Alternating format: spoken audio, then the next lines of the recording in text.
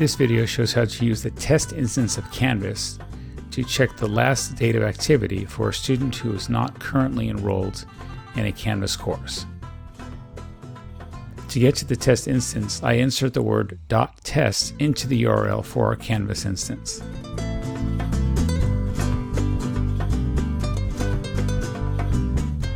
I can then add the person back into the class on the test instance using the login ID option. Since this is the test instance, the student will not receive an email inviting him to the course.